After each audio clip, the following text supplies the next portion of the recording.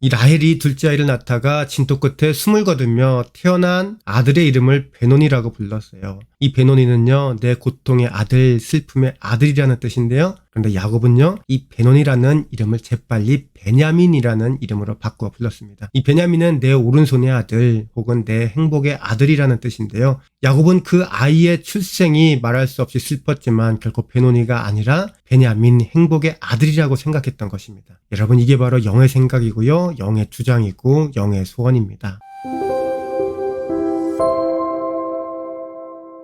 여러분, 그동안 주님의 풍성한 은혜 가운데 잘 지내셨으리라 믿습니다. 우리 그리스도인들의 삶 별거 없죠? 그저 날마다 우리와 함께 하시는 주님을 느끼며 행복하게, 기쁘게, 또 담대하게 살아가는 겁니다. 오늘 하루도 힘차고 즐겁게 시작하며 삶에 힘이 되는 성경 한 구절 시작하겠습니다. 오늘 우리에게 힘을 주는 성경 한 구절은요, 이사야서 61장 3절 말씀입니다. 무릇 시온에서 슬퍼하는 자에게 화관을 주어 그 죄를 대신하며 기쁨의 기름으로 그 슬픔을 대신하며 찬송의 옷으로 그 근심을 대신하시고 그들이 의의 나무 곧 여호와께서 심으신 그 영광을 나타낼 자라 일컬음을 하려 하심이라. 아멘. 우리가 하나님의 자녀가 되면요, 받는 큰 특권이 있는데요. 바로 고난도 약이 되고 슬픔도 기쁨이 된다는 것입니다. 그리고 이것은 당연히 우리의 능력 때문이 아니라 하나님께서 은혜를 베풀어 주시니 가능한 것이죠. 그럼에도 종종 사람들은 자신들이 참 대단하다고 착각을 하며 살아가는데요. 아무리 재산이 많은 재벌이라도, 아무리 학위가 많을지라도, 아무리 인기가 많을지라도 그게 정말 대단한 것 같지만 사실 따지고 보면 정말 아무것도 아닙니다. 우리가 갑작스럽게 병마와 싸워야 한다거나 전 재산을 투자한 사업이 한순간에 부도를 맞는다던가 내 예측과는 달리 우리 인생이 뒤틀려 버리면 우리가 대단하다고 포장했던 것들은 정말 한순간에 물거품이 되고 말기 때문입니다. 아무리 대단해 보이는 인간도 하나님께서 호흡 걷어가시면요, 그 순간 바로 우리는 흙으로 돌아가는 존재가 바로 우리들 아니겠습니까? 아마 삶을 오래 살아오셨던 분들은 다들 경험하셨을 텐데요. 우리 삶의 터전 자체가 뒤흔들려 버리는 경험을 하게 되면 우리가 얼마나 작고 볼품없는 존재인지 깨닫게 되고 동시에 하나님의 전지전능하심과 영광 그리고 그에 따른 경외감을 갖게 됩니다. 살아가다 보면 정말 거침없이 살아가는 사람들이 있는데요. 내 계획이 하나님의 계획이고 내 뜻이 하나님의 뜻이라고 생각하는 위험한 인생을 살아가시는 분들도 계십니다. 그런데요, 그러한 분들도 자신들이 어찌할 수 없는 위기의 순간에 직면하게 되면 비로소 깨닫게 됩니다. 내가 의지해야 할 분은 창조주 하나님, 만왕의 왕, 만주의 주 여호와 하나님이시구나. 바로 이러한 과정을 통해 우리는 믿음이 더욱더 성장하게 되고요. 그래서 웬만한 삶의 파도 정도는 웃으며 넘어갈 수 있는 믿음의 능력자들이 되는 것입니다. 이 믿음의 사람들에게는 고난도 약이 됩니다. 시편 119편 67절은 이렇게 기록되어 있습니다. 고난당하기 전에는 내가 그릇 행하였더니 이제는 주의 말씀을 지키나이다. 그랬더니 결과가 어떻게 되었을까요? 71절과 72절 말씀입니다. 고난당한 것이 내게 유익이라 이로 말미암아 내가 주의 율례들을 배우게 되었나이다. 주의 입의 법이 내게는 천천금보다 좋으니이다. 아멘. 시편 119편의 저자인 다윗은요, 고난 중에 하나님의 말씀을 따라 살았고요. 그러다 보니까 하나님의 은혜를 깨달았고요. 그 결과로 감사하는 신앙을 갖게 되었던 것입니다. 이 다윗에게 고난은 신앙의 획기적인 전환점을 가져온 거예요. 다윗이 늘 감사하며 주님과 동행할 수 있었던 것은 이렇게 고난의 과정을 통해서 연단된 아름다운 신앙 때문이었습니다. 우리는 세월이 가고 신앙이 깊어질수록 우리 자신의 실체를 깨닫게 되는데 우리가 높으신 하나님, 영광 중에 계시는 하나님 앞에 가까이 가게 되면 갈수록 우리 자신의 모습을 선명하게 볼 수 있다는 거예요. 우리는요, 하나님 앞에서 비로소 우리의 존재 자체가 정말 아무것도 아니라는 것을, 정말 티끌 같은 존재라는 것을 깨닫게 됩니다. 하나님을 알면 알수록요. 그런 우리를 하나님이 너무 사랑하셔서 이만큼 축복해 주시고 또 세워주시며 선한 길로 인도해 주셨으니 우리 어려움을 당한다 할지라도 하나님께 감사드려야 하지 않겠습니까?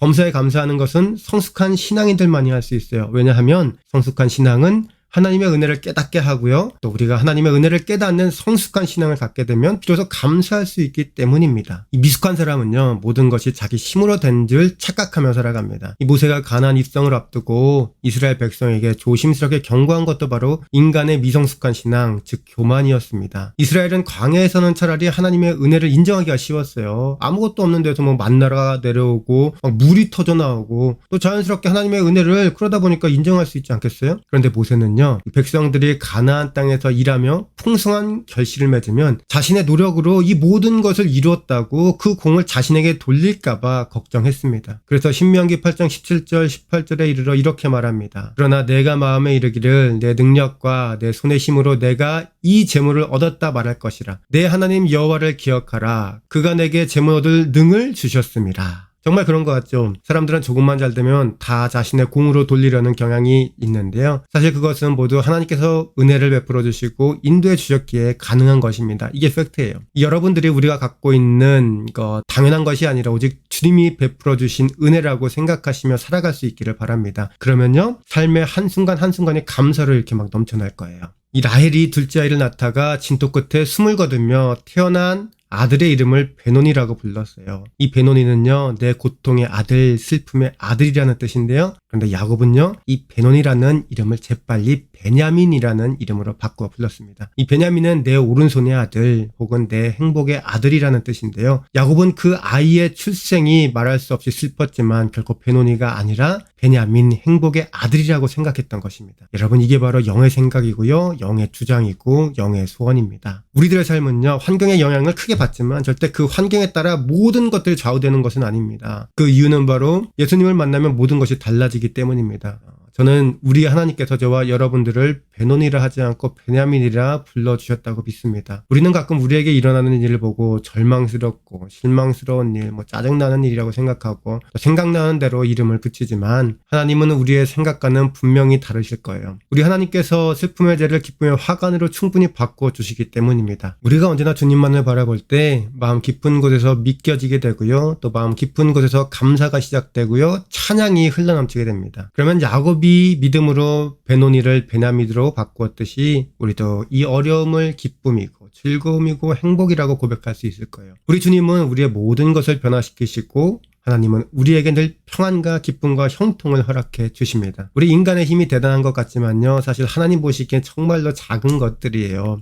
인간 건축 기술의 집약체라면 고층 건물일 텐데 두바이에 있는 브리즈 칼리파 다들 아시죠? 세계에서 가장 높은 건물이잖아요. 141층 512m라고 합니다. 이게 되게 큰 것 같지만 그냥 동네에서 높은 산 정도예요. 아무리 인간이 방파제를 쌓아 올려도요, 한 번에 쓰나미에 다 쓸려 내려갑니다. 하나님은 우리가 쓰는 단어 초월이라는 단어가 무색할 정도로 우리의 능력과 지혜를 정말 초월하고 또 초월하시고 또 초월하시는 분이십니다. 우리가 이렇게 압도적인 하나님, 영광 좀 임하시는 하나님을 경험하게 되면 반드시 이렇게 고백할 수밖에 없는데 시편 29편 10절과 11절은 이렇게 기록되어 있습니다. 여호와께서 홍수 때에 자정하셨으며 여호와께서 영원하도록 왕으로 자정하시도다. 여호와께서 자기 백성에게 힘을 주시며 여호와께서 자기 백성에게 평강의 복을 주시리로다. 아멘. 그렇습니다. 우리가 하나님의 초월성을 온전히 신뢰하면 하나님께서 태초부터 우리를 계획하셨음이 믿겨지게 됩니다. 그래서 바로 나를 구원해 주신 것이 이해되고요. 그래서 바로 내 인생의 목적과 사명이 깨달아집니다. 그리고 동시에 이 작고 볼품없는 내게 큰 은혜를 베풀어 주신 하나님께 감사드리게 되고 앞으로 내 삶을 선한 곳으로 인도해 주실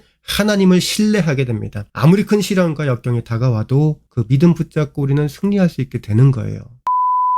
우리 문목사 튜브의 구독자 여러분들과 지금까지 영상을 시청해주신 여러분, 우리 믿는 그리스도인은요, 7번 넘어져도 주님과 함께 8번 일어나는 사람들입니다. 몸에 좋은 약은 쓴 것처럼 우리 믿는 자들에게 고난은 쓰디쓴 약처럼 되기도 합니다. 오늘 하루도 또 고난도 우리 삶을 더 건강하게 하실 주님의 은혜를 경험하며 기쁘고 즐겁고 행복한 하루 보내시기를 바랍니다. 그럼 저는 또 다음 영상에서 찾아뵐게요. 그때까지 영육간 강건하시기를 기도합니다. 감사합니다.